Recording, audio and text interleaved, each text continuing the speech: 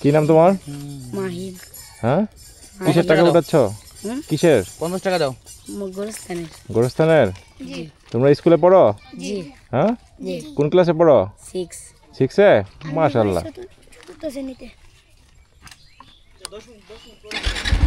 আপনাদের এই এলাকাটা অনেক সুন্দর। পাহাড়ি এলাকা না, দেখতে সুন্দর লাগে। নতুন নতুন আপনারা আইছেন, আর আমরা ভালো লাগে আপনারা দিকে যাইতে। তাই না? আমাদের এই সাইডে খুব ভালো লাগে।